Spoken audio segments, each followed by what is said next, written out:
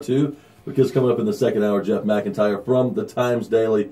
You don't want to miss his insight into the high school football world, as well as a preview of UNA's big game Saturday night against Florida Tech. Well, right now, the weather outside, well, I don't know what the weather outside is. Jay, what's the weather outside? 58 degrees, high of 86 for today, low around 63 for tonight, mostly sunny and no chances of rain. That sounds pretty good to me. Give us a call, 256-764-1340, 256-764-1340, if you want to join the conversation. Well, we talked about it on the show a couple, 3-4 weeks ago, and about the two students that came and hit the referee. One hit him high, one hit him low, and, the referee obviously was not in uniform, whether he was or wasn't. You don't hit a referee. Well, I guess he was in his uniform, but he wasn't protected with pads. This situation, you hate to see this. You really do. And want to kind of blur the lines when competition's healthy and unhealthy. Now, the reports that I have read from outside the lines also state that this particular referee was using racial language. He used the N-word 4 times, as well as using language that was offensive to Hispanics. Certainly, that is not okay, if indeed he did. Now, he's denied it. I don't know if he did or didn't. But for just for the point of this conversation, we're going to assume that he did. Whether somebody does or doesn't do that, you need to probably find a way to record him doing that so you can have some evidence, at least in my opinion, to get him fired, to get him out. He doesn't need to be refereeing high school football when there's Hispanic kids and there's African-American kids playing if he has a problem with those races. But at the same time, with all that being said, this to me is obviously not the answer. You don't resort to violence. You don't go and have your high school kids attack referees. The first problem is the obvious.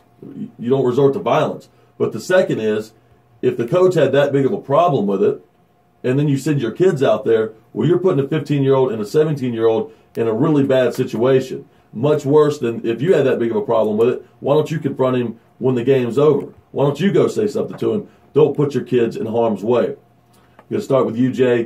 What are some of your thoughts on this tragic situation? Well, my thing about this situation is the fact that you need to be an adult and don't send children to go do a job. My first question is, I know children are children, they're 15 and 17, but mentally, why didn't something click in their head and go, why does my coach want me to do this?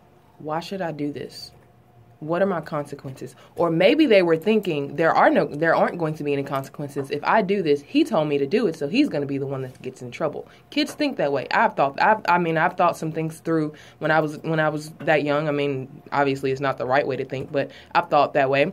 But my thing is just, if you have a problem with someone, if you're an adult, be an adult and handle that situation however you would handle it yourself. Don't go send children to do the job. Now, I'm not saying that the way he handled it, violence anyway, that's definitely not the right way. But if you have a problem with someone, I feel like you should address it as an adult and be an adult and handle that way instead of sending children out to do it. First off, they are young and they are impressionable, and you respect your coaches, and if they tell you to do something, you tend to listen. Now, I can, just to defend them, if it is true that this referee did say these racist remarks and the two kids that go hit him are Hispanic and black, maybe they're already mad. Yeah. So it's kind of like, okay, I want to go hit this SOB. So I can understand that too. What the scariest part to me about this situation is that you have a coach. So this guy is been put in a position to be in charge of a lot of kids in a 14 to 18-year-old probably age range, and he's directing them to do this. Yes. This guy is obviously not nearly mature enough to be in that situation. Correct. Avery, any thoughts on this? I think Jay is exactly right. You put a ton of trust into your coaches, and one of the kids actually said later on, you put your trust into this grown-up, this guardian, your coach, who's always been there for me. I trust him, and I did as I was told. That does go to an extent. I would do just about anything for Bryce Bishop, but at the same time, I don't see me attacking a referee. Well, I don't see Bryce Bishop ever asking you to attack the referee. I can see him put him in a headlock over there, give him a little noogie or something like that, Hey, well, I think you guys actually call your own lines for the most part. We do. But go get the other player. Now, it's just it's a very unfortunate situation because I don't know. I mean, do the kids still need to be punished? In my opinion, yes. I mean, you don't get a pass. No. Now, I think you have to take this evidence into consideration, and you may change the way you would punish because of it. I think you have to look at all actions or all things involved before the actions, but the kids still don't get a pass. I mean, especially 15, but especially 17 years old. Yeah, I mean, I was probably goofy, and I'm not saying I wouldn't have done it. I would have done anything for my coaches playing high school football as well. But you're 17 years old. Most 17-year-olds know that, well, it's not going to be right if I go drill this official in my full pad uniform. And so they don't, in my opinion, deserve a pass. I do think a little differently of the situation, knowing some of the background, but who I have no sympathy for and hope they throw the book at him is that assistant coach. I agree. And what is shocking right now is he is actually currently on paid leave and has yet to make a comment about these allegations. And I'm really curious to see how that turns out and how he comments with it and what he says to the press about how he's going to handle it or what they're going to do with his job if this turns out to be true. He doesn't deserve to have a job. No, he doesn't. And if you're going to put him on leave, it needs to be unpaid. And I'll tell you why. Because he already admitted that he directed the kids to do it. Yeah. So whether he's made further comment or not, what he has said is, whatever the reason is, if these are the reasons, certainly does not validate what he did. He admitted that I did this. He's not saying, well, no, I didn't do it. I didn't tell him to do this. Then maybe I can understand paid leave. But if you're going to put him on leave, well, I'm with you, Jay. He doesn't need to have a job. But if you're going to have him, keep him a job until this whole thing settles, he doesn't need to be getting paid. No, he doesn't. Well, it's one of those situations that is quite disgusting. Now, the one big thing here that's not being mentioned is they were losing the football game.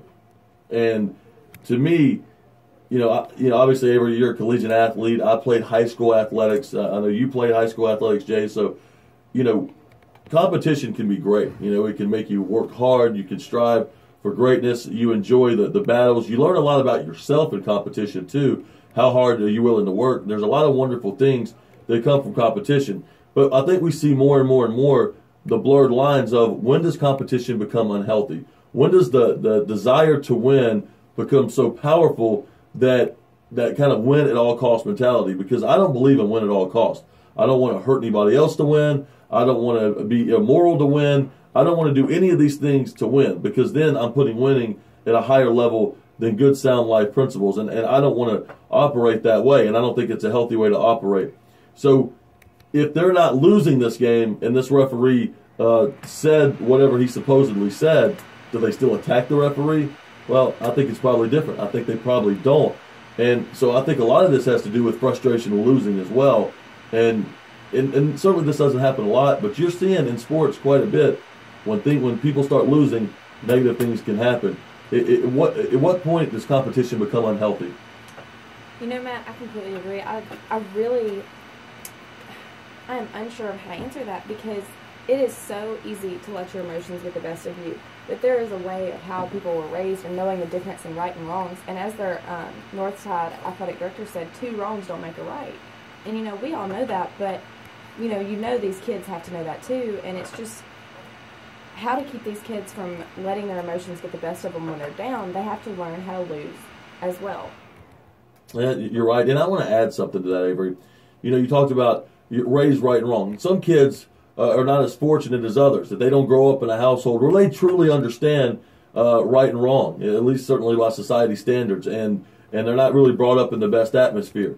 That's why I'm even that much more infuriated with this coach, because if you've been fortunate enough to get a job in a situation where you've been handed these 14, 18-year-old children, and let's just say also, and I know we're throwing some hypotheticals, things we don't know, but just for the point of the conversation, let's say that they grew up in a household where maybe their parents didn't make the best decisions, maybe they didn't have the best upbringing, then that's even more so your job to help them understand that, to help them grow. So when they pass their high school lives, whether it's college or the workforce or whatever, they're more equipped to deal with daily life and just what happens in daily life. And to have a coach doing something like this, that makes it even that much worse. I'm thinking back to when I was in high school, and I played softball pretty much from the time that I could walk up to my senior year in high school. And there was an instance where I think it was my freshman or either sophomore year, we were at a game, and the refs were Like they weren't calling strikes. They were just calling everything all crazy. And a couple of our teammates, including myself, were pretty upset.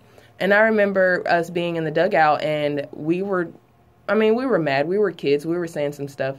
After that game, my coach, even though we did win the game, my coach made us run just for the things that we were saying in the dugout.